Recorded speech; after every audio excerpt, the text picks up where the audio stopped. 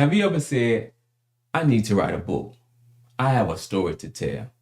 I bet you that story is important to the world. You may think it's a small story, but small stories have huge impact.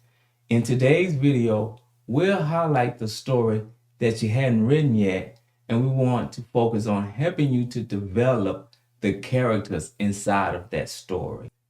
A lot of people ask me, how do I start writing? Where do I start writing? A lot of times people have uh, a great story, but they don't know, do I just start writing, or is it character that I start with, or is it plot? So I would tell you, in my opinion, to always start with character.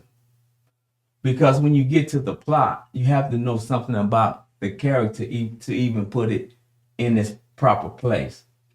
Okay? But before we even get into character, the main thing about character is the clarity. Not only clarity of the character, but clarity of the story. And so you'll see in the link is in the description. I have developed the Clarity Pack. It's 3 small ebooks that help you break down this character, this main character. And some people have used it for their personal life. If they're about to embark on a new journey, they'll put, what do I want? What do I believe? What do I fear about the journey? I've had one person to give it to a person that they were dating. If you want me, then fill these things out. And that person became they became a couple. And so that was a good look. I really enjoyed that, and I see them from time to time. So it could be used in different ways, not just in telling the story, but just like in telling your story, you're going to see a lot about your own life in developing these main characters. But let's get into it, right? How to begin with clarity. Begin with the end in mind. The story is all about the want. What does this character want? But the main character is who the story follows to get what they want. The protagonist, the hero. And the reason we call him a hero is because they're going to have to overcome obstacles. And so the purpose of the hero or the protagonist is growth. Who are they now? What are the odds to overcome? And the lessons learned. In Sounds of the Ambulance, that main character is Margaret. And then, especially if you begin to write down the traits and the things to know about your main character. Are they talkative? Are they very private people? Are they prideful, sneaky? Write these things down for your main character. With Margaret, she was very private about her personal business. And other characters will explain how she is. She don't have to explain that. And this is where these other characters come in. But her sidekick, which is her sister, the support character, when asked about her, she would say, well, you know, Margaret don't tell nobody her personal business, not even me. And the reason this is important, as you start to write your story, you don't want to have a conflict or where it's not congruent.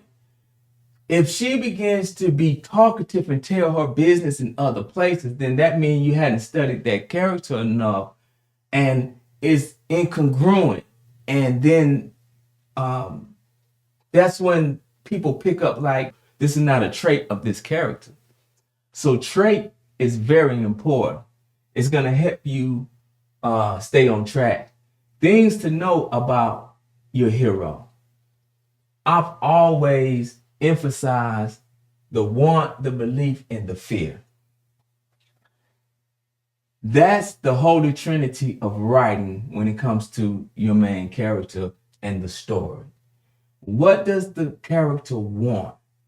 Just like us, we have to be specific about the things that we want in life so we can have a plan towards it and so we can get to it a lot faster.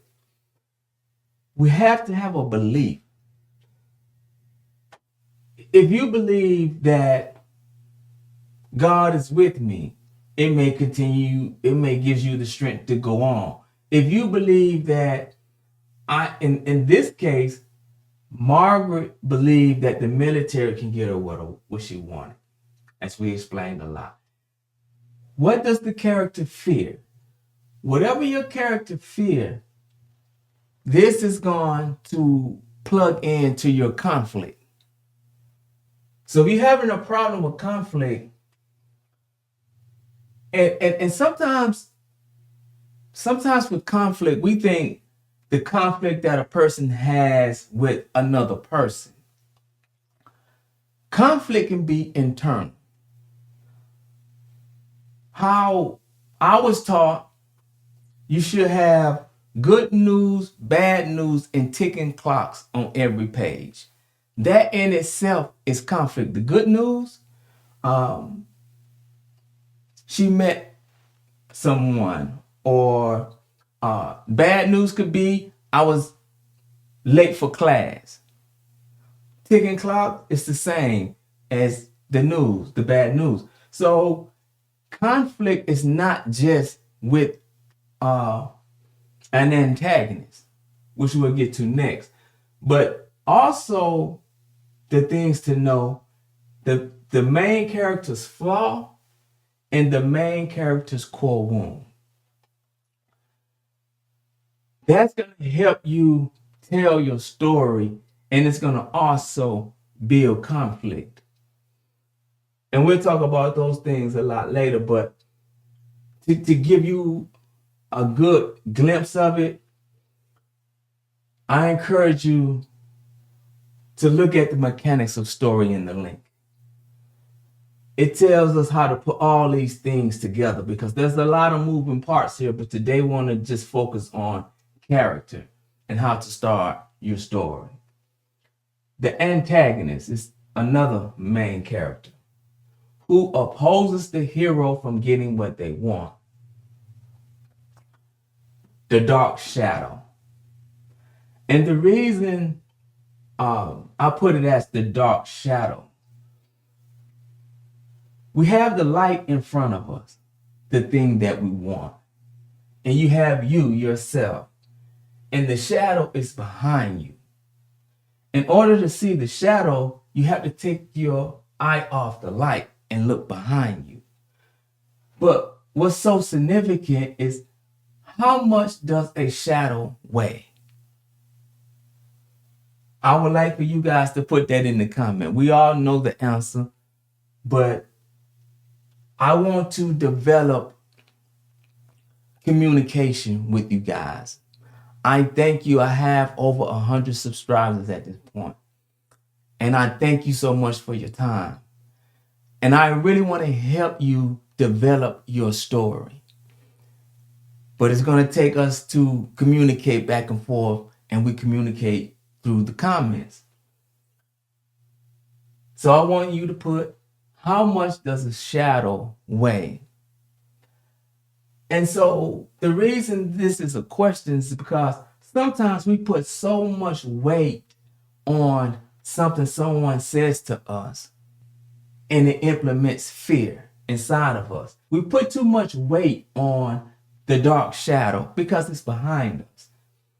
What is the purpose of the antagonist, though? This is their whole purpose: to establish fear or doubt, or reminder of flaw or the core wound. As the character lives, as the character goes through these obstacles, as the character come across fear or doubt, they have to overcome these obstacles over and over again. Sometimes they're going to be reminded of the flaw that they have. Sometimes they're going to be reminded of their core wound or reminded of their past. And they're going to have to get over that. That's what the antagonist will do. That is the role of the antagonist, the dark shadow in your story. All your characters have a specific role. Okay, what are the traits of this antagonist? False power to humble the hero. We've seen this in our regular lives, whether it's on our jobs, whether it's at school, whether it's in our family. Sometimes you'll have a person that in their mind, they're supposed to humble us. And they'll use this false power to do it. And that has to be overcome through trial and error. Things to know, it's dangerous to our subconscious, because things that someone may say or do to us may stay in our subconscious mind and affect our day in the things that we do. So that is the goal of the antagonist, to play with the subconscious of the hero and to attempt to humble the hero through false power. But the hero has helpers. This is very important, because no one is an island of themselves. No one does anything alone. So your hero, as we explained earlier, and this particular story, Sounds of the Ambulance, Mary is Margaret's sister. This is her sidekick. Her role is to be the supporter and the rebel, and many other traits that your sidekick can bring to the table. The trickster, that's another character role. This trickster is a helper to the hero. Your trickster can also be a helper to the dark shadow, which is the antagonist, and we'll explain that later.